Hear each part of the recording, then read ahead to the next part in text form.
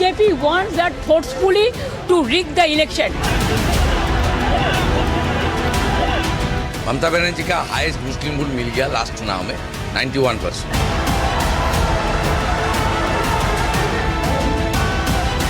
भय का बात कर रहे हैं तो भय ये फैला रहे और भरोसा दीदी और तृणमूल दे रहे हैं। ये है टीएमसी का महाजंगल राज।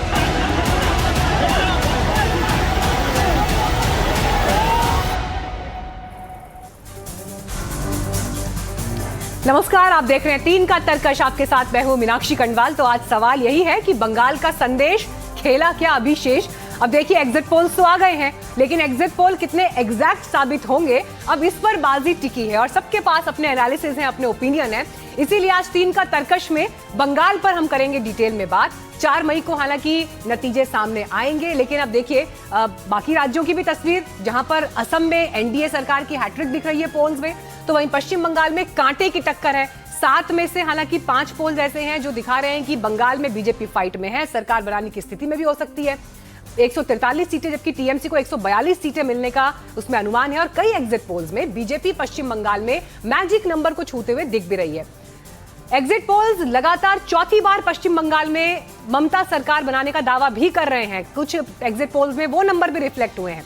तो सबसे बड़ा सवाल यह है कि फिर 4 मई को आखिर होने क्या जा रहा है, कौन शांति से बैठ सकता है, कौन इस वक्त तनाव में है। इस पर बात करने के लिए हमारे साथ खास मेहमान भी जुड़ेंगे। लेकिन ममता बनर्जी का भविष्य यहां से आगे क्या होगा, अगर एक बार फिर जीत दर्ज करती हैं तो उनका कद इंडिया अलायंस और देश की राजनीति में क्या होगा, इस पर भी बात होगी। लेकिन आज जिन सवालों के इर्द गिर्द हम डिबेट करेंगे, सबसे पहला सवाल यही कि एग्जिट पोल क्या एग्जैक्ट साबित होंगे, बंगाल की फाइनल पिक्चर क्या होगी, ममता बनर्जी का चौका या फिर बीजेपी का मौका, और 4 मई को पश्चिम बंगाल में किसकी सरकार बनने जा रही है। इस पर बात करने के लिए इस वक्त हमारे साथ खास मेहमान मौजूद है। बीजेपी से ऋषभ तिवारी हमारे साथ जुड़ गए हैं, सीनियर जर्नलिस्ट समीर चौगांवकर हमारे साथ हैं, मेट्रियास के डायरेक्टर मनोज कुमार सिंह जी हमारे साथ हैं, उनके नंबर्स भी क्योंकि हम दिखा रहे हैं लगातार, पॉलिटिकल एनालिस्ट तौसीफ खान हमारे साथ जुड़ेंगे, सीनियर जर्नलिस्ट सतीश के सिंह भी स्टूडियो में मेरे साथ मौजूद हैं, मानव जायसवाल टीएमसी से हमारे साथ हैं। मैं आप सभी का स्वागत करती हूं और शुरुआत यहां पर सबसे पहले मानव जायसवाल जी आपके साथ कर रही हूं। देखिए, एग्जिट पोल कितने एग्जैक्ट साबित होंगे 4 तारीख को पता चलेगा, लेकिन बीती शाम से लेकर अब तक टीएमसी खेमे में क्या हो रहा है, कुछ मिठाइयों के ऑर्डर गए हैं, तैयारी है, सेलिब्रेशन करना है, क्या करना है, क्या चल रहा है पार्टी के भीतर? पहले तो आपके माध्यम से सभी को बहुत बहुत नमस्कार है। और आज 10वीं कक्षा की आईसीएसई और की रिजल्ट्स आउट हुए हैं। मैं सभी बच्चों को बहुत बहुत बधाई देना चाहता हूं और सभी माताओं को, सभी पिताओं को भी। ये अच्छा सुखदमय उनका जीवन आगे का रहे। और जहां तक बात है बंगाल की, तो बंगाल का जो रिजल्ट है मैडम, वो पहले 2 चरणों में जैसे इलेक्शन हुआ ना, पहले चरण हुए, फिर दूसरा चरण कल बीता, और जिस तरीके से माताएं, बहनें, हमारे जो मजदूर भाई, हमारे जो पिछड़े जाति के जो भाई हैं, इतने लोग, मैंने जिस तरीके से वोटिंग हुई है, हर साल की तरह इस साल 1-2%, हर बार की तरह इस 1-2% बढ़ा है। और ममता बनर्जी के ऊपर विश्वास इन्होंने पूर्ण मोहर लगा दी है। और ये जो मोहर इन्होंने इस बार लगाई है ना, ये मोहर दिल्ली को हिलाने वाली मोहर है। कांटे की टक्कर पे आप विश्वास नहीं कर रहे, क्योंकि पोल्स ऑफ पोल्स का जो एवरेज निकल कर आ रहा है, उस एवरेज में एक एवरेज में बीजेपी 142 पे दिख रही है, टीएमसी 142 पे दिख रही है, बीजेपी 143 पे दिख रही है। तो मामला तो सर फंसा हुआ है इस पिक्चर के हिसाब से। मीनाक्षी जी, मैं उनको कुछ दिन के लिए खुश करना है, अमित शाह जी को, मोदी जी को खुशी मिले, इसके लिए ये सब चल रहा है। अच्छा, इतने पैसे उन्होंने खर्च किए, पैसे तो ऋषभ तिवारी जी, देखिए जमीन की पिक्चर ये साबित नहीं होने वाली, ऐसा कह रहे हैं मानव जायसवाल। खुश होने के लिए, मन बहलाने के लिए कुछ नंबर्स आप देख सकते हैं और स्माइल कर सकते हैं थोड़ी देर के लिए, लेकिन बंगाल की असली पिक्चर ये नहीं होने वाली। मीनाक्षी जी, सबसे पहले सभी को मेरा नमस्कार। मैं भी जमीन पे हूँ और बंगाल पे ही हूँ, बंगाल के बॉर्डर पे ही हूँ अभी बिल्कुल, और उस जगह पे हूँ जहां से अभिषेक बनर्जी का सारा काला धंधा चलता है, आसनसोल बॉर्डर पे मैडम, जहां से कोयला माफिया को चलाने वाली टीएमसी की सरकार को जनता ने बड़े बखूबी से मत देकर विपक्ष में बैठाने का प्रयास किया, काम किया है। ये करें खुशी मनाने की बात, बेशक हम तो खुशी मना ही रहे हैं, और खासकर आप भी 2-4 दिन खुशी मना लीजिए कि आपकी सरकार वापस आ रही है, क्योंकि जनता ने पूरे विश्वास के साथ जो डर, जो भय, जो माहौल यहां पे तैयार करके गई थी टीएमसी, उसको इस बात तोड़कर निकलकर वोट करने का काम किया है। और ये मैं इसलिए नहीं कह रहा हूं, मैडम कि हम बहुत ज्यादा ओवर कॉन्फिडेंट में। मैं ये इसलिए कह रहा हूं कि वहां की जनता रो रो कर चिल्ला चिल्ला कर अपने दुखों को बताई है, और जो वहां हमारे पुलिस बल थे, जो नेशनल से फोर्सेस आए थे, उनके हाथ पकड़कर कि हमें वोटिंग तक जाना है, ये भी दृश्य आया है। चलिए अब ये देखिए दोनों पक्षों के आरोप प्रत्यारोप अपनी जगह है, लेकिन मनोज कुमार सिंह जी मेट्रियाज के डायरेक्टर हमारे साथ हैं, और मेट्रियाज का जो सर्वे निकल कर आया है उसमें देखिए टीएमसी को 125 से 140 और बीजेपी को 146 से 161 का ये ब्रैकेट मेट्रियाज ने दिया है। मनोज जी, अब बहुत क्लोज फाइट है, नेक टू नेक मामला इन नंबर्स में रिफ्लेक्ट हो रहा है, लेकिन जब आप लोग ग्राउंड पे गए, सैंपल सर्वे क्या था, किस तरह से जो है इन वोट डालने के बाद की परिस्थितियों को आपकी टीम ने पढ़ा है, ऐसा क्या एग्जैक्ट 3 पॉइंट्स अगर मैं आपसे पूछूं जो बंगाल की दशा और दिशा सत्ता के लिहाज से तय करने वाले हैं? मुझे लग रहा है कि 3 से 1 में भी जवाब दिया जा सकता है, लेकिन 3 से ज्यादा का दीजिएगा मौका, ताकि हर चीजों पे जब तक मैं नहीं बोल पाऊंगा तो आप समझ नहीं पाएंगे कि वोट आके क्यों 10% के गैप को कम करके बीजेपी 2% आगे बढ़ी है। तो सबसे पहले है कि जब बंगाल के लोगों के बीच में घूमते हुए हम लोग जा रहे थे तो उन्होंने कहा कि यहाँ पे जो शासन है हमेशा एक पार्टी जो रही है जो सिर्फ स्टेट को शासन की है, डबल इंजन की सरकार नहीं है, जिससे कि राज्य का डेवलपमेंट रुक चुका है।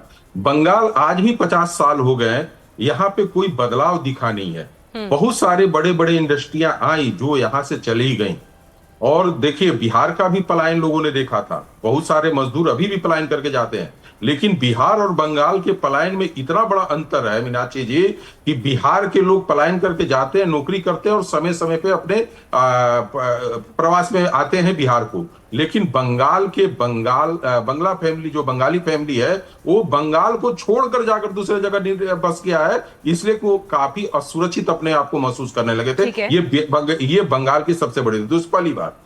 दूसरी बात है कि एक बड़ा तर्क पिछले मैं 6 महीने से सुनता रहा कि भाई ममता बनर्जी जो इतनी लड़कियों को और महिलाओं को जो 1,500 रुपया पिछले 3 साल से दे रही हैं, उसका बेनिफिट कैसे नहीं महिलाओं का मिलेगा, और इस बार महिलाओं ने बढ़ चढ़कर भाग लिया, 2.5% से ऊपर का उनका पोल भी रहा है। मीनाक्षी जी, कोई भी पॉलिसी आप किसी भी स्टेट में नहीं, लेकिन लेकिन क्या महिलाएं ममता जी के का साथ छोड़कर बीजेपी के साथ गई हैं? ऐसा भी कुछ रिफ्लेक्ट कर रहा है? मैं उसी पे आ रहा हूं ना कि कोई भी पॉलिसी आप यदि दे रही हैं तो उसका तुरंत रिफ्लेक्ट होता है, और आपने 3 साल पहले दिया था, 2024 में वो रिफ्लेक्ट हो चुका है और उसका बेनिफिट टीएमसी ले चुकी है।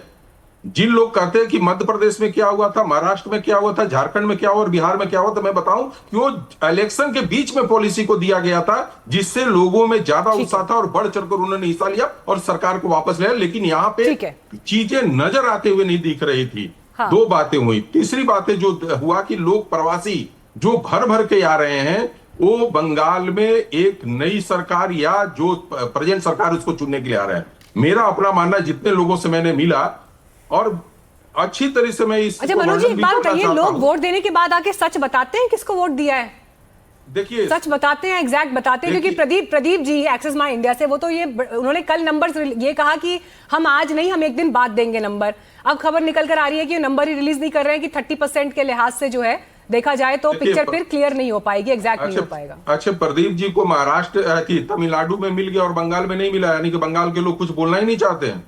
ऐसा नहीं होता मीनाक्षी जी, यदि कोई नहीं बोल रहा खुलकर बात कर रहे थे लोग आपसे, ठीक है। सतीश के सिंह जी उसको नहीं मना, लेकिन एक चीज जो रह गई, सर आती हूं, अभी बाकी लोग भी हैं, ठीक है, एक एक करके 1 बाय 1 बात करेंगे। सतीश जी, क्या लोग वोट डालने के बाद बताते हैं किसको वोट दिया एग्जैक्ट? अगर बंगाल के परिप्रेक्ष्य में सवाल इसलिए महत्वपूर्ण हो जाता है क्योंकि वहां पर जो ये एक थ्योरी चलती है कि डर है, वोट डालने के बाद बाहर निकल कर आएंगे, आपको मार्क कर दिया जाएगा। कल भी खबरें थी ना कि इत्र लगा दिया है, टेप लगा दिया है, मैपिंग हो जाती है कि किस घर से किसने वोट दिया। चुनाव के बाद क्या पता सरकार अगर टीएमसी की आ गई तो बिजली कट जाएगी, पानी कट जाएगा। ये खबरें हमने इन द पास्ट सुनी है सर। देखिए 3-4 बातें हैं। पहला तो ये कि 27 लाख जो वोट कटे, उस पर जो इत्र पड़ा, उस पर जो टेप लगा, इसका कोई जवाब नहीं दे पाया, न पोलस्टर, ये सेफोलॉजिस्ट कुछ नहीं जवाब दिए पाए। आपको मैट्रिक्स वाले मनोज जी में आपको लग रहा है उनको भी कंपटीशन दिख रहा है एक्सिस से, तो वो भी लक्षण उसमें झलकता है।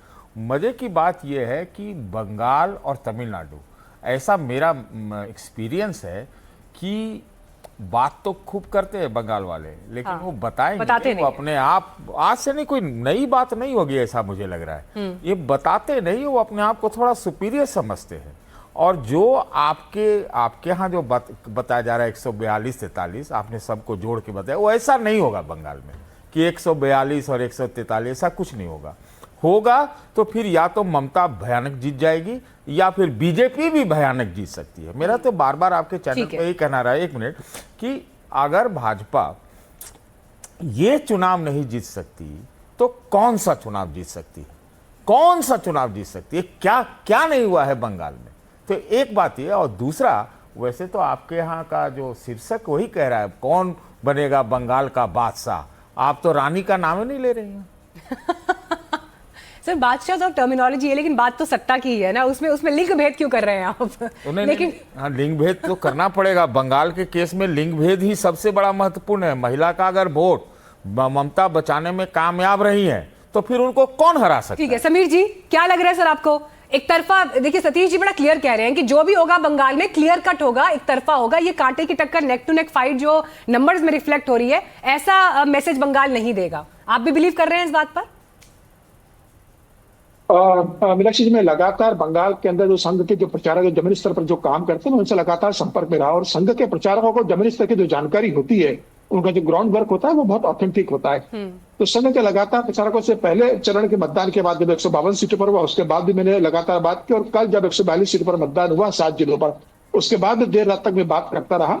और जब बात निकल कर आई कि संघ के प्रचारकों को यह कहना था कि भारतीय जनता पार्टी के साथ मिलकर उन्होंने उस क्षेत्र में ज्यादा फोकस किया जहां भारतीय जनता पार्टी बहुत कमजोर थी। सेकंड फेज की बात करें तो 4 जिलों में भारतीय जनता पार्टी का खाता नहीं खुला था। अगर 2021 की आप बात करेंगे, साउथ 24 परगना एक था जिसके अंदर कलकत्ता था, हावड़ा था और पूर्व वर्धमान, यहाँ भारतीय जनता पार्टी को एक भी सीटें नहीं मिली थी। और यहाँ सबसे ज्यादा भारतीय जनता पार्टी के कार्यकर्ताओं ने और संघ ने जमीनी स्तर पर काम किया। और कल अगर आप वोटिंग देखेंगे तो कलकत्ता में 27% ज्यादा वोटिंग हुई है, 27% ज्यादा वोटिंग हुए। पिछली बार 87% हुए थे और इस बार 93% के करीब वोटिंग कलकत्ता के अंदर हुई है। तो ये बता रहा है कि ये बदलाव के लिए जो वोटिंग हुई है, और महिलाओं का लगभग 2% का ज्यादा वोट जो मिला, जो प्रधानमंत्री मोदी ने राष्ट्र के संबोधन में महिला आरक्षण बिल को लेकर जिस तरीके से टीएमसी पर ठिकरा फोड़ा था, हाँ। तमाम रैलियों में कहा कि टीएमसी के कारण महिला आरक्षण बिल लागू नहीं हो पा रहा है। 2% इसलिए भी ज्यादा हुआ है कि भारतीय जनता पार्टी ने जो 3,000 रुपए महिलाओं को देने की बात की है, एक बड़ा अमाउंट देने की बात की है, 33% महिलाओं को नौकरियों में आरक्षण देने की बात की है। ठीक है। मुझे लग रहा है इसका जमीनी स्तर पर असर हुआ है, और इस बार भारतीय जनता पार्टी पूर्ण बहुमत की सरकार बनाने जा रही है। मेरा ये आंकड़े नहीं, मतलब इसमें आप मेरा एग्जिट पोल खुद का कह सकते हैं। 175 सीटें भारतीय जनता पार्टी बंगाल में रिएक्शन ले लेती हूँ। तौसीफ जी देखिए, बीते चुनाव से अगर तुलना करें, बीजेपी ने 77 सीटें हासिल की, उससे पहले 3 सीटों से 77 तक का उनका जो है सफर रहा है, लेकिन जो वोट परसेंटेज था टीएमसी और बीजेपी के बीच में, उसमें सिर्फ 10% का ही फर्क था। हाँ, लेकिन उस 10% के फर्क को हम सीटों में ट्रांसलेट होते हुए नहीं देख रहे हैं, वोटों में ट्रांसलेट करते हुए नहीं देख रहे हैं। पर सवाल यह है कि बीजेपी को अगर सरकार बनानी है, और जो नंबर्स भी बता रहे हैं इस वक्त, तो उसके लिए आपको नई जगहों से सीटें निकालनी पड़ेंगी जहां बीती बार आपका खाता भी नहीं खुला था। आपको बंगाल में, मैं खासकर यहां पर दक्षिण बंगाल की बात कर रही हूं, क्या आपको जमीन पर ऐसा दिख रहा है, अंतर दिखाई दे रहा है, जिस चीज का जिक्र समीर जी कर रहे थे कि कैसे वहां पर ग्राउंड वर्क हुआ है, जहां पर वोटिंग पैटर्न बदला है? नहीं, ग्राउंड वर्क होने से कोई वोटिंग पैटर्न नहीं बदला है। अगर बदलने की बात करें तो इस बात को जरूर याद रखें कि 2021 के चुनाव में एक नया चेंज आया था जो इसके पहले नहीं था। वो था कि सीपीएम और कांग्रेस बिल्कुल शून्य में हो गई थी। अब वो शून्य में क्यों हो गई थी? क्योंकि यही बंगाल की जनता को तृणमूल में बहुत अच्छे तरीके से समझाया था। देखिए, अभी जब आपसे बात हो रही है ना तौसीफ जी, अभी हमने ग्राफिक भी दिखाया है जिसमें रीजन वाइज भी हमने दिखाया कि दक्षिण बंगाल जो है वहां पर बीजेपी का वोट शेयर पोल्स के हिसाब से 42% है सर। अगर 42% तक ये नंबर जा रहा है तो फिर वो सीटों में रिफ्लेक्ट होगा, अगर यही नतीजे होते हैं 4 मई को। तो अगर 42% आप 2021 का देख रही हैं, 2021 के बाद पंचायत चुनाव हुए, लोकसभा चुनाव हुए, और अगर आप उसको फिर ट्रेंड को देखेंगी तो ये कहीं ना कहीं ये फिगर होल्ड नहीं करता है। दूसरी बात, वोट जो बंटने की बात थी कि सीपीएम और कांग्रेस बीच में आ जाएगी, कुछ वोट ले लेगी जिसका नुकसान तृणमूल को होगा, वो नहीं होने वाला है। क्योंकि जो नैरेटिव रहा है तृणमूल का कि बीजेपी जो है वो महिला विरोधी है, बीजेपी मुस्लिम विरोधी है और बीजेपी बंगाल विरोधी है, ये जो 3 नैरेटिव है, इसको लेकर के किसी भी बीजेपी के नेता से आप सवाल करें, वो कोई संतुष्टि भरा जवाब नहीं दे पाएंगे कि बंगाल की जनता को वो इसके अगेंस्ट कुछ कन्विंस कर पाए। बंगाल की जनता जानती है कि बीजेपी जो है वो बाहर की पार्टी है, वो हिंदी स्पीकिंग उत्तर प्रदेश की पार्टी है। उत्तर प्रदेश में महिला विरोधी घटनाओं का बार बार जिक्र किया गया बंगाल में, तो बंगाली वोटर जो वो तो ओपनली कहते कि वो मुस्लिम विरोधी है ही। तो महिला विरोधी, मुस्लिम विरोधी, बंगाल विरोधी, इस नैरेटिव में बीजेपी कैसे जीत सकती है? यही वजह है कि उन्होंने ईसीआई मानव जायसवाल जी, एसआईआर करवाया। मानव जायसवाल जी, मुझे एक सवाल का जवाब यहां पर दीजिए, क्योंकि देखिए अब जब बीजेपी जहां से मुख्य फाइट तो अब बीजेपी और टीएमसी के बीच ही है, बीजेपी जहां से सीटें खींचेगी वो टीएमसी का लॉस होगा। और जब तीसरा प्लेयर भी मैदान में है, मैं कांग्रेस का यहां पर जिक्र कर रही हूं, हुमायूं कबीर जैसे फैक्टर्स का जिक्र कर रही हूं, क्या कांग्रेस पार्टी के साथ एक अलायंस स्ट्राइक आउट करने में आप लोग कामयाब रहते तो परिस्थिति आप लोगों के लिए बेहतर होती, ये मानते हैं आज? क्या ये पार्टी के भीतर चर्चा है, डिस्कशन है? और उस पर राहुल गांधी आकर कह देते हैं टीएमसी के गुंडों ने बंगाल को बर्बाद कर दिया है। जो उनके पास बोलने के लिए बहुत कुछ है, उनके पास पूरी वाहिनी है जो बंगाल में आके टिकी हुई है। मणिपुर जाने का समय नहीं है, 15 दिन से गृह मंत्री बंगाल में है, वो गृह मंत्री देश से कम भाजपा के ज्यादा हो गए। और क्यों बंगाल में? क्योंकि उनको ना शुभेंदु पे भरोसा है। नहीं, मैं तो आपके इंडिया अलायंस के पार्टनर का जिक्र कर रही हूँ, इंडिया अलायंस के आपके पार्टनर का जिक्र कर रही हूँ। उन्होंने कहा कि टीएमसी के गुंडों ने बंगाल को बर्बाद कर दिया, ममता दीदी पर सीधे अटैक किया। मीनाक्षी जी, जब से उनका स्टेटमेंट आया ना, उनका स्टेटमेंट सबसे ज्यादा तो भाजपा ही उनको पॉपुलर कर रहे हैं। अब कल तक जो भाजपा ही उनको कुछ बुलाते थे, आज उनको बड़ा बुद्धिजीवी बुला रहे हैं। उनके पास बहुत सारा ज्ञान है, उनको सारा एनालिसिस रिपोर्ट है। तो भाई अगर राहुल जी का इतना अच्छा है तो भाई भाजपा को तो डरना चाहिए, लेकिन भाजपा तो उनको यूज करना चाहती है। जैसे भी हो, भाजपा का अपना, राहुल जी का अपना। सर, मैं तो आपसे लेकिन बंगाल की जनता अगर अलायंस स्ट्राइक आउट कर पाते तो सिचुएशन बेहतर ना होती क्या आपके लिए? सवाल ये है। अब बीजेपी क्या कर रही है उसको छोड़ दीजिए, आप अपना बताइए ना, क्यों आप लोग एक अलायंस नहीं बना पाए? सेंटर में अलायंस है, स्टेट में अलायंस नहीं बनाएंगे, स्टेट में एक दूसरे के खिलाफ लड़ेंगे। मीनाक्षी जी, हम बंगाल को जीतने के लिए नहीं लड़ रहे हैं, बंगाल को सेवा के लिए लड़ रहे हैं। और जिस तरीके से कांग्रेस का चलचित्र रहा है, सर सत्ता में नहीं होंगे तो सेवा कहां से होगी? लेकिन खैर पॉलिटिकल पार्टी तो ये बात कहां ही कहेगी कि हम जीतने के लिए नहीं लड़ रहे, हम सेवा के लिए लड़ रहे हैं। लेकिन सतीश जी, कांग्रेस के साथ अलायंस ना हो पाना, क्या ये टीएमसी के लिए एक बड़ी मुसीबत 4 मई को साबित हो सकता है? नहीं, टीएमसी के लिए वो कोई मुसीबत नहीं साबित होना चाहिए। कोई बंगाल में कांग्रेस जीरो मात्र तो होती गई है, इसमें कहीं दो राय नहीं। मुद्दा दरअसल ये है कि जो वोट तो कटेंगे, लेकिन वोट कितना आएगा कि जो कटने वाला होगा वो नहीं है। देखिए, जिन वोटों को आप समझती हैं कि वो कांग्रेस में भी जाएगा, तो थोड़ा बहुत तो पहले भी गया है, ऐसा थोड़ी है। लेकिन वो उससे कोई ज्यादा फर्क नहीं पड़ता। मेरा दूसरा मुद्दा है, मैं तो एक तो राहुल गांधी के नए अनुयायी बीजेपी वाले बने हैं, उनको बधाई। लेकिन सबसे बड़ी चीज क्या है कि जो विपक्षी एकता का गाना गाते हुए है सब संसद में तख्ती लेके खड़े हो जाते हैं। ये बात जरूर है आपकी सही कि अगर विपक्षी छाता एक बंगाल में होता तो उसका ज्यादा इम्पैक्ट पड़ता। ये संभव ये है, और इससे पूरा नेशनल मैसेज भी जाता है। उस मामले में तो बीजेपी को एक वरदान प्राप्त है कि वो अपने हाफ में भी खेलती है और दूसरे हाफ में भी जो है ना इधर से उधर कर देती है। ये आप देखिएगा। मतलब मैं एक और बात कहना चाहूँगा, वो हम छूट गया था। आप कह रही हैं बंगाल का संदेश, ये जो संदेश 2024 के बाद से चुनाव में आ रहे हैं ना, यही संदेश क्या पूरे देश में है? मतलब यही मैसेज है बंगाल का, और कुछ नहीं है। आज बंगाल हमको तो कहते हैं कि बीजेपी हार जाएगी, ये आश्चर्य होगा, ममता हार जाएगी, ये बिल्कुल आश्चर्य मुझे तो नहीं होगा, है कि नहीं? क्योंकि आपको पता है, एक बात बता दूं कि आपको पता भी होगा कि भारतीय जनता पार्टी के दफ्तर में मिठाई तक नहीं आया था हरियाणा के चुनाव पर, लेकिन जैसे ही वो जो चमत्कारी नतीजे आने लगे तब उसके बाद जाके मिठाई मंगाया गया। तो जब वहां से जो वो करामात वो जो चुनावी नतीजे आने शुरू हुए, तो हम बंगाल को एक्सेप्शन क्यों माने? तो आप मान के चल रहे हैं कि बंगाल में भी कुछ भी हो सकता है, और कुछ भी नहीं हो सकता। ममता हारेंगी तो आप सरप्राइज नहीं, एकदम नहीं, बिल्कुल नहीं। ऋषभ तिवारी जी, मीनाक्षी जी, मैं राहुल गांधी के बयान आपको सपोर्ट कर रहे हैं। मानव जायसवाल कह रहे हैं कि वैसे तो आप राहुल जी पर दुनिया भर के पानी पी कर उनको कोसते हैं, सुबह से लेकर रात तक उनके खिलाफ अटैक जो है बीजेपी की तरफ से जारी रहते हैं, लेकिन इस बार राहुल जी के बयान को आप लोगों ने बड़ा एकदम प्रचारित किया कि जो बोल रहे हैं सही बोल रहे हैं। मीनाक्षी जी, मैं उस पर तो जरूर आऊंगा, लेकिन पहले जो हमारे वरिष्ठ पत्रकार जी हैं सतीश जी ने कहा कि संदेश, बिल्कुल मैं संदेश तो इनको भिजवाऊंगा जरूर। और बंगाल की बड़ा प्रसिद्ध मिठाई होती है संदेश, वो तो इनको जरूर अरे जाएगा। कल मैं एनडीटीवी के दफ्तर में खा लिया भाई। अरे सुनिए तो सर सुनिए तो, मैं जवाब दे रहा हूँ आपको, मैं जवाब दे रहा हूँ। इनको जो आश्चर्य हो रहा है ना, ये आश्चर्य अभी 10-20 साल और बना रहेगा, क्योंकि देश की जनता को, राज्य की जनता को पता है कि हमें चुनना किसे है, और इसमें कोई आश्चर्य की बात हमें नहीं है। और हम ग्राउंड स्टडी भी कर रहे हैं सर, हमारी भी 3 सर्वे कमेटी होती है जो 3 ईयर पे वर्क करती है, और मैं बल्कि प्रवासी कार्यकर्ता के तौर पे भी गया हूं, कई प्रदेशों में जाता हूं। तो मैं आपको स्पष्ट करता हूं, संदेश तो आपको भेजूंगा। दूसरा, मैं मीनाक्षी जी के वक्तव्य पे आता हूं।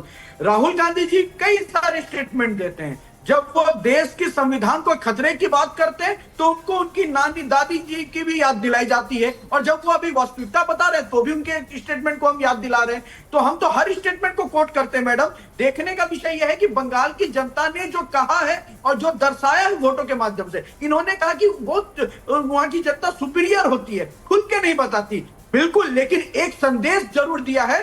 जय श्री राम का नारा लगाने के बाद, वोट देने के बाद, जब जय श्री राम का नारा धड़ल्ले से लगाया जा रहा था, तो वो अपने आप में एक संदेश है कि अब वहां की जनता डर भय मुक्त शासन चाहती है। अब वहां की जनता ऐसी सरकार चाहती है। नहीं, लेकिन ये तो 2021 के चुनाव के मुकाबले, ऋषभ तिवारी जी, 2021 के चुनाव के समय पर जय श्री राम के उद्घोष के साथ जब आप लोग जमीन पर उतरते थे, वो उद्घोष इस बार नहीं दिखाई दिया इलेक्शन कैंपेन में। और सभी एक्सपर्ट्स जो ग्राउंड पर कवर करके आ रहे हैं, बीजेपी की स्ट्रैटेजी बंगाल के प्रतीकों के इर्द गिर्द थी। चाहे योगी आदित्यनाथ भी अगर वहां गए तो उनके बयान का मुख्य बिंदु क्या था कि बंगाल काली की धरती है, राम की धरती नहीं बताया उन्होंने, काली की धरती है।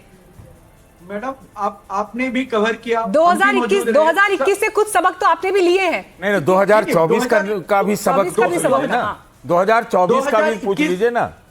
मेरे से जवाब है सर, मैं जवाब दे रहा हूँ। 2021 से बेशक हमने सबक लिया, और सबक ये लिया है कि हमें और मेहनत करना है और इनके जंगल राज को एक्सपोज करना है। और हमने हमारे कैंडिडेटों ने जैसे नारा लगाया। चलिए, अब 4 मई के लिए इंतजार करना पड़ेगा, है ना, फिर समझ में आएगा कि किसके खाते में कितने वोट गए हैं और जीत के करीब कौन है। लेकिन जो 2 प्रमुख चेहरे जिनके इर्द गिर्द बंगाल का चुनाव रहा है, ममता बनर्जी, दूसरी तरफ शुवेंदु अधिकारी, उनके स्टेटमेंट्स एग्जिट पोल के बाद एक बार सुन लेते हैं।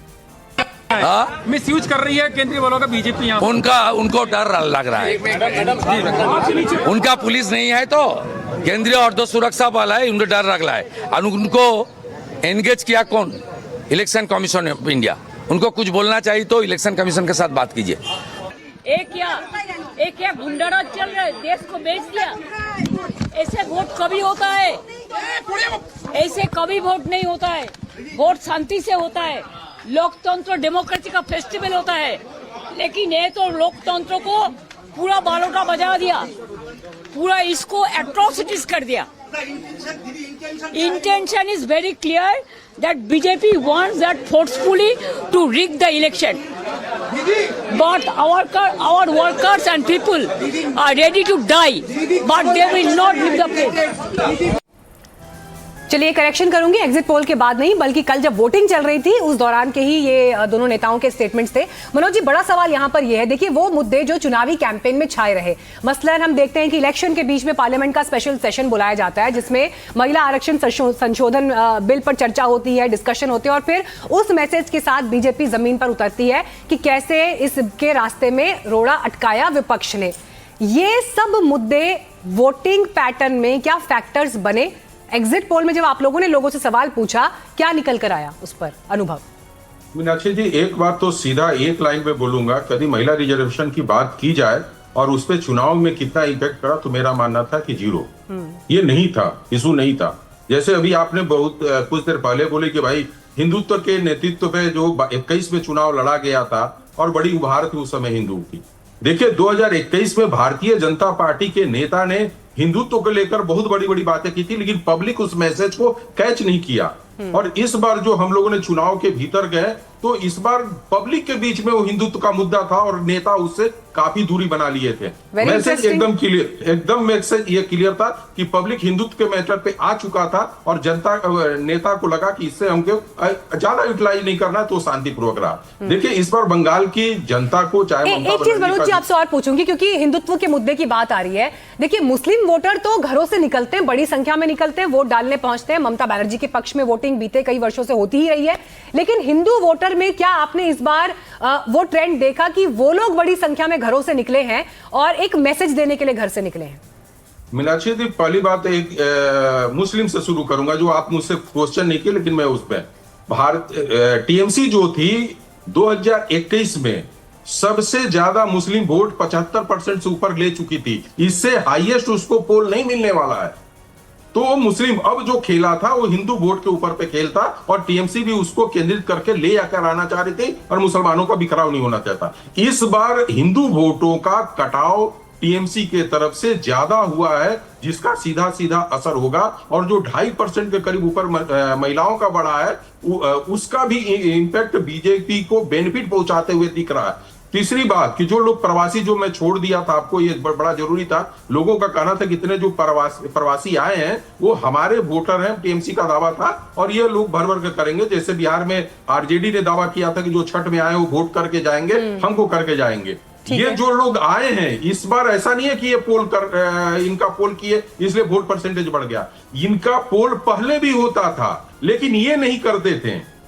जैसे मीनाक्षी जी का पोल दूसरा कोई करता था, मीनाक्षी जी पहली बार कलकत्ता में पोल करने आई हैं और इस डर से आई है कि इस बार नहीं मैं पोल करने गया या गई तो मेरा नाम कट जाएगा और मैं वो बांग्लादेशी घोषित। तो उन्होंने वहां पे आकर इस बार पहली बार खुद अपना पोल किया है, न कि उनका पोल कोई दूसरे ने किया है जो हर बार होता था। हाँ मानव जी, ये जो पॉइंटर्स अभी बता रहे हैं मनोज जी, ये पॉइंटर्स देखिए आपके लिए एक मुश्किल का इंडिकेशन जरूर देते हैं अगर यही नंबर नतीजों में रिफ्लेक्ट हुआ। और इसमें एक बिंदु और जोड़ूंगी, हिंदुत्व का मुद्दा जो डिस्कस हुआ 2021 में जो बीजेपी की स्ट्रैटेजी थी, जहां पर नारे और हिंदुत्व के बड़े तीखे बयान दिए गए, इस बार उससे थोड़ा सा माइल्ड तरीके से बीजेपी चुनावी मैदान में थी।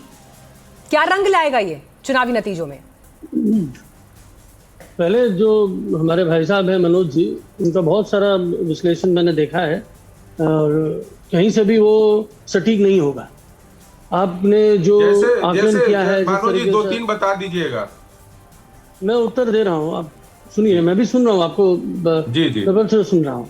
आपने एक चीज बात बोली कि भाई प्रवासी मजदूर जो बिहार के हैं वो जाते हैं वापस आते हैं, बंगाल के हैं वो जाते हैं वापस नहीं आते हैं, ये सब आपने बोला इस पिछले चरण में।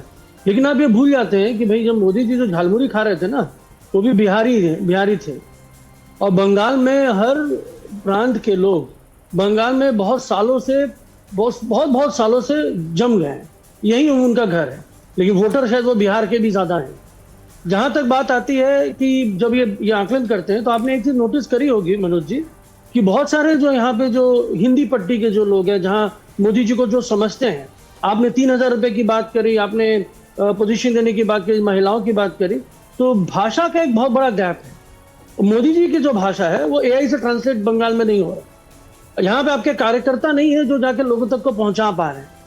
तो पिक्चर में दिखाना, टीवी पे दिखाना काफी आसान है, लेकिन एसआईआर जब हो रहा था ना, जब लोगों को सच में आपकी जरूरत थी, तो आपके कोई कैंप बंगाल में नहीं बने थे और वो कैंप हमारे बने थे। और जो संपर्क हमारा जो जनता के साथ रहा, वो चाहे भाजपा का वोटर हो, चाहे सीपीएम का हो, चाहे एनसी का हो, चाहे किसी पार्टी का हो, ठीक है, हमने सबके लिए बराबर काम करा। चलिए, आपको पूरा हक है इस वक्त एग्जिट पोल के नतीजों से अपनी राय को जुदा रखने का और नतीजों का इंतजार करने का, लेकिन ओपिनियंस है, अनुभव में सबके, वही हम डिस्कस कर रहे हैं। तो आसिफ जी, एसआईआर का मुद्दा जो मनोज जी ने अभी पॉइंट्स गिनाए हैं कि वो लोग जिनको ये डाउट था कि पहले उन्होंने वोट नहीं दिया, लेकिन उसके बाद इस बार उन्होंने इंश्योर किया कि वो भी पहुंचे वोट डालने के लिए, क्या आपको लगता है कि इसका परिवर्तन जो बम्पर वोटिंग में था वो तो दिखा ही, लेकिन नतीजों पर टीएमसी के लिए मुसीबत हो सकता है? नहीं मीनाक्षी, इस बात का तो मुझे शुक्रिया करना होगा कि एसआईआर प्रोसेस करने से एक फायदा तो ये हुआ कि जो लोग पहले वो बाहर नहीं आया करते थे वोटिंग के लिए, यहाँ तक कि दूसरे राज्यों वाले लोग जो कोलकाता आकर के या बंगाल आकर के वोट नहीं दिया करते थे, वो भी आए वोट देने को। लेकिन क्या वो बीजेपी को वोट देंगे? या फिर वो रिवेंज वोट करेंगे, बदला लेंगे, क्योंकि बीजेपी के वजह से उनके परिवार के कई सदस्यों का नाम कट गया क्योंकि वो जेन्युइन वोटर थे। बीजेपी के वजह से उनके घर के बुजुर्गों को लाइन में खड़े रहना पड़ा एसआईआर के डर से। तो ये कह देना कि हाईएस्ट पोलिंग होने की वजह से बीजेपी को इसका फायदा होगा, मेरे ख्याल में ये सही नहीं है, क्योंकि इसमें मिक्स हो सकता है कुछ फायदा बीजेपी को मिले, लेकिन ज्यादातर फायदा तृणमूल को होगा, क्योंकि लोग इस एसआईआर के प्रोसेस में हैरेसमेंट हुआ लोगों का, और लोगों को धूप में खड़ा रहना पड़ा, लाइन में खड़ा रहना पड़ा, एसआईआर आपको महंगा पड़ेगा, माहौल बन, एसआईआर आपको महंगा पड़ेगा। हाँ सतीश जी आ रही हूँ उसके बाद आपके पास। ऋषभ तिवारी, ऋषभ तिवारी हैं हमारे साथ? जी जी प्लीज जवाब दीजिएगा मैम, प्लीज बोलिए बोलिए सर, एसआईआर आप लोगों को महंगा पड़ेगा? मैं बता रहा हूँ, तौसीफ खान जैसे लोग जो आके गुमराह करते हैं, मैं आपको क्लियर कर दे रहा हूँ, जो बूढ़े बुजुर्ग की ये बात कर रहे हैं, मैं स्पष्ट करता हूँ मैडम, आप तो सीनियर जर्नलिस्ट हैं, आपने तो कई चुनाव देखा है, बाकायदा सीनियर सिटीजन के लिए door to door home visit का ऑप्शन था, ऑनलाइन ऑप्शन था, तो ये गुमराह ना करें कि लाइनों में खड़ा रहना पड़ा। और हमारे शिकायतें भी बहुत थी, बाकायदा मदद की, बहुत शिकायतें। दूसरी बात, कितने लोग जो गए शिकायत लेकर, उनमें से कितनों को सॉल्यूशन मिला और टाइमली मिला या नहीं मिला, ये भी सवाल है। मैं जवाब दे रहा हूं, सीओ ऑफिस, बीडीओ ऑफिस पे कई लोगों का बकायदा वहां पे उनकी सुनवाई हुई और उनको प्लेटफॉर्म भी दिया गया। और हाईकोर्ट के जज का नाम आपने डिलीट कर दिया था, बंगाल के अंदर कितने बूथ का बताइए मुझे, और कितने इंक्रीमेंट लिस्ट में डाल दिया था, क्या जवाब दे दें कि बंगाल के अंदर कितने बूथ हैं? सब दिल्ली में बैठकर कितने बूथ हैं, कितने बूथ दिल्ली में बैठ करके भाषण करते हैं? आपको मालूम भी है कि हाईकोर्ट के जज फैजुल्लाह मुंशी का नाम एडजुडिकेशन लिस्ट में आपने डाल दिया था, तौसीफ खान जैसे लोग बाद में नैरेटिव नहीं चलाता भाजपा, एडजुडिकेशन लिस्ट में डालने के बाद कंप्लेन होने के बाद में हाईकोर्ट के जज ने जज फैजुल्लाह मुंशी का नाम, नहीं इससे तो लेकिन इनकार नहीं किया जा सकता कि जो शिकायतें आई हैं सर एसआईआर के बाद, वो कंसिडरेबल शिकायतें हैं और ऐसे ऐसे लोगों के नाम कटे हैं। मैं सूची पढ़ने लगूंगी तो फिर वही बात है, उसी पर पूरा विषय चला जाएगा। लेकिन सतीश जी, एसआईआर को लेकर जो इतना बड़ा बंगाल में इलेक्शन कैंपेन से लेकर पूरी तस्वीर दिखाई दी, क्या आपको लगता है कि जो मैंडेट आएगा वो एसआईआर को लेकर भी एक मैसेजिंग देगा देश में? क्या आप ये मान रहे हैं ऐसा कोई मैसेज देगा बंगाल? देखिए, मैं तो पहले मानता हूं कि एसआईआर का ही एसआईआर तात्कालिक रूप से जरूरत है, मैं इसको जोर दे के कहता हूं। अब 27 लाख वोट छूट जाते हैं तो बहुत गड़बड़ है, नंबर 1। नंबर 2, एसआईआर में 2 तरह के वोटर होंगे, जो नहीं दे रहे होंगे, बीजेपी जानती है कैसे वोट कराना है, तो वो भी गए होंगे, वोट दिलाएंगे उनको जो यहाँ बाहर से गए, बाहर से खास तौर से जाने वाले। लेकिन मैं आपको अपना व्यक्तिगत अनुभव बताऊं, एक 9 आदमी का परिवार है जिसको मैं जानता हूं, वो यहाँ से 3 वोट देने गया था, उसमें बताया था कि मैं तो भाजपा को इस बार दादा को दूंगा, मोदी दादा को।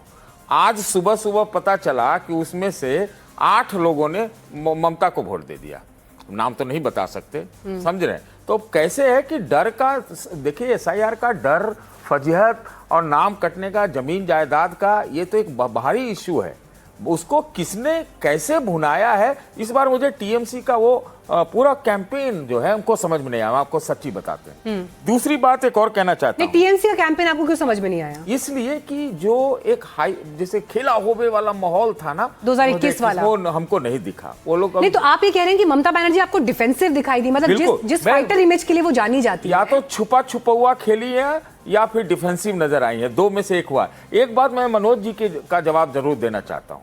देखिए, वो बता रहे थे कि बाहर वाले लोग वोट देने गए, बिहार का उपमा दे रहे थे बिहार के। देखिए, बिहार में जो लोग वोट देने गए थे ना मनोज जी, वो 10,000 से छठी मना लिए थे। वो 10,000 रुपया जो अचानक दिया गया था ना, यहाँ पर बंगाल में भाजपा ने कोई तरकीब नहीं निकाला जिसमें 10,000 बंगाली वोटर्स को मिले।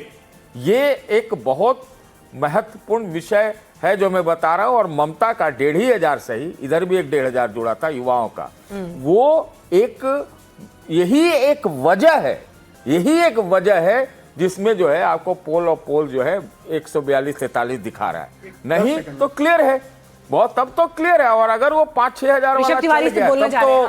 ऋषभ तिवारी, मैम मैं बता दे रहा हूँ सर, ये मैनिफेस्टो जो संकल्प जो संकल्प पत्र में इनको याद दिला देता हूँ, 3,000 तो महिलाओं की बात है, लेकिन वैसे युवा जो स्नातक हैं या जो तैयारी कर रहे हैं उनको 15,000 रुपए का स्टाइपेंड देने की बात इसी सरकार ने की है, स्टार्टअप का प्लेटफॉर्म देने की बात इसी सरकार ने की है, और बाकायदा इंटर्नशिप दिलाने की भी बात इसी सरकार ने की है। अरे राहुल गांधी ने भी 70-71,000 देने की बात की थी 2019 में। बता रहा हूं, जो खेला होबे की आप बात कर रहे हैं ना, बेशक बंगाल में क्लब कल्चर था जिसमें खेला होबे का डीजे बजता था, लेकिन अब पलटनों सरकार चाहे बीजेपी सरकार बज रहा है तो ये माहौल दर्शा रहा है। ठीक है, मानव जायसवाल जी को लाइए जरा स्क्रीन पर। मानव जायसवाल जी, सतीश जी ने एक बड़ी इंपॉर्टेंट बात की कि दीदी का भी जो इलेक्शन कैंपेन था या जो उनकी स्ट्रैटेजी दिखाई थी 2021 में, हमने देखा पैर में चोट लग गई लेकिन उसके बाद भी व्हील चेयर पर चोट भी नहीं लगा इस बार, वो चल रही थी। सर कैसी बातें कर रहे हैं आप, वो उसके बाद भी जो है ग्राउंड पर थी। चंडी पाठ जो है वो मंच से कर रही हैं, जिस अग्रेशन के साथ उन्होंने पूरा इलेक्शन कैंपेन किया, इस बार इलेक्शन कैंपेन वैसा नहीं दिखाई दिया। भवानीपुर में कल के दिन दीदी पूरा दिन रही, जबकि बीते चुनाव में जहां पर उनको वोट डालना है वो शाम को 3, साढ़े 3, 4 बजे के बाद वहां पर आती थी। पूरे दिन भर बूथ टू बूथ वो चक्कर नहीं लगा रही होती थी। क्या बदला इस बार दीदी के लिए? ऐसी बातें नहीं है। नंदीग्राम में भी जब इलेक्शन होता तो दीदी बूथ बूथ घूमी थी। सर मैं तो स्टूडियो में बैठी हूँ, लेकिन ये सारे वो इनपुट्स बता रही हूँ आपको जो जिन्होंने ग्राउंड पर जो देखा है, उन रिपोर्टर्स के इनपुट्स हैं ये सारे जो आपके सामने कोट कर रही हूँ। नहीं, एक्चुअली मीनाक्षी जी हो क्या रहा है ना कि बहुत सारे रिपोर्टर्स के बाद वो चश्मा आ गया जो भाजपाई वाला चश्मा है, उसी तरीके से बंगाल को समझना होगा। सर सवाल तो वही है ना, दीदी अगर इससे पहले कभी भी अपने क्षेत्र में नहीं रही वोटिंग के दिन, शाम को 3-4 बजे के आसपास अगर आई हैं और कल वो सवेरे से वहां पर है, तो सर सवाल तो पूछा जाएगा ना इस बात पर, क्या बदल गया? नहीं, किस बात का डर है? हमेशा रही है, अचानक से ये कहां से शगुफा आ गया कि 21 में उन्होंने ये भी नहीं कहा था कि रिग हो गया। हाँ बताइए। 24 घंटा काम।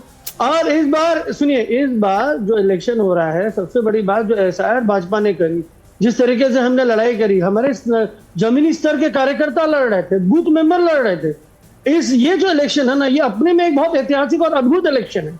ममता बनर्जी ने जो ऊपर से टॉप टू बॉटम जो एनर्जी को चार्ज किया है, अभिषेक बनर्जी ने एक एनर्जी जो डाली है हमारे कार्यकर्ताओं और हमारे सारे संगठनिक प्रशासनों को, वो काम किया है। और इनका अत्याचार पूरे घर घर पहुंचा है। ये 3,000 का शगुफा जब 2,500 आप दिल्ली में नहीं, आप बंगाल के जो वोटर हैं उनको बिल्कुल समझते हैं, वो सारा इन्फॉर्मेशन लेके रखते हैं। हमारा तो पूरा हर एक गली में, हर एक मोहल्ले में हमारा न्यूज़पेपर का वो है, बोर्ड है, वहाँ न्यूज़पेपर पढ़ने के लिए लोग खड़े होकर पढ़ते हैं। इंफॉर्मेशन घर घर में है। अब बंगाल पॉलिटिकल डीएनए में देश का नंबर 1 प्रांत है। चलिए, बड़ी बात यहाँ पर मानव जायसवाल कह रहे हैं कि पॉलिटिकल डीएनए में बंगाल देश का नंबर 1 राज्य है, लेकिन समीर चौगांवकर जी, बीजेपी जहां पर अपनी जमीन तलाश रही है, और मैं बार बार लगभग अपने हर डिस्कशन में इस विषय को उठाती हूं, जो संगठन की शक्ति टीएमसी के पास है और जो संगठन इस वक्त बीजेपी के पास है, अगर चुनावी जमीन से, राजनीतिक जमीन से कांग्रेस और लेफ्ट गायब हुए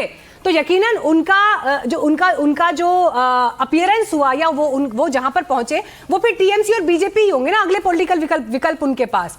तो फिर लोग इधर से उधर ही हो रहे हैं, बहुत ज्यादा कुछ तो नहीं बदल रहा है। तो संगठन की जो शक्ति बीजेपी के पास मौजूद है अभी, क्या वो इस लेवल पर है कि वो उन्हें चुनावी फाइट में ले आए, सत्ता बनाने के करीब पहुंचा दे एज कंपेयर टू टीएमसी?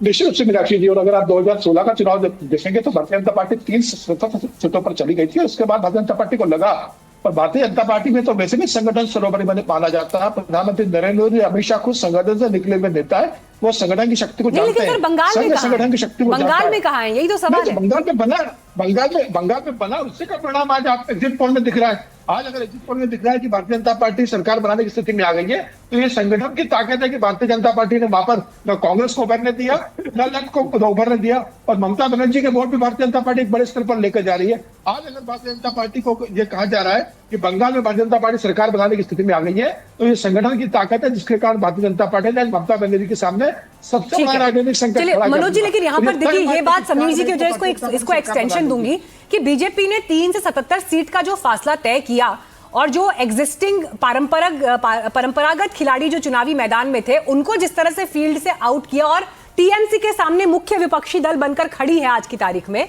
तो उनके लिए तो ये विन विन सिचुएशन है। सबसे पहले मीनाक्षी जी, मैं सतीश जी का जवाब देना चाहूँ, चूंकि 2 बार वो मेरे ऊपर कमेंट कर चुके हैं, तो मैं उस पर देना चाह रहा हूँ। सतीश जी, बिहार वाला ही कहानी बंगाल में भी आपको मिल गया था। हम दोनों लोग एक ही साथ बैठे थे, जो कहानी आपने बिहार के बारे में सुनाया और वही कहानी आप बंगाल में भी यूज कर रहे हैं। कहानी के शीर्षक को बदल लेना चाहिए था और पात्र को बदल लेना चाहिए था।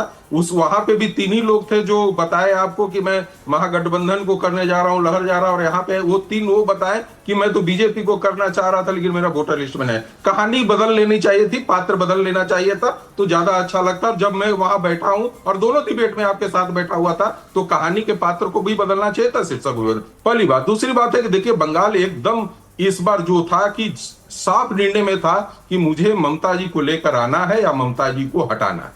इसी मुद्दे पर वहां पे पोल हुआ है और उस पोल के हिसाब से ही हिंदुत्व भी काम किया है और ममता जी का पॉलिसी भी काम किया है। तो आप बड़ी लाइन कह रहे हैं मनोज जी, आप बड़ी लाइन कह रहे हैं। आप ये कह रहे हैं कि जनता के लिए विषय ये नहीं था कि बीजेपी को जिताना है, विषय ये था कि ममता को लाना है या हटाना है। नहीं, मैंने बोला कि या तो जनता जो पोल किया वो तो या तो ममता को लाने के लिए पोल किया और नहीं तो बीजेपी को लाने के लिए। ये आप उसका दूसरा बोला, दोनों को लाने के लिए ही पोल किया गया है कि या तो सरकार मुझे बदलनी है या तो सरकार मुझे उसी को कंटिन्यू करना है। चलिए, अब ये सारे विषय हैं, अनुमान है, अनुभव ग्राउंड से जो निकल कर आ रहे हैं, ठीक है, कुछ निजी टिप्पणियां भी हो गई, लेकिन कोई बात नहीं, अभी ये चर्चा हमारी आगे भी रहेगी। फिलहाल आपका यहाँ पर जुड़ने के लिए हमारे साथ शुक्रिया 3 का तर्कश में। लेकिन एग्जिट पोल पर नजर हमारी बनी हुई है। 4 मई को एग्जैक्ट पोल्स क्या होंगे, एनालिसिस इस पर भी जारी है। आप देखते रहिए NDTV इंडिया।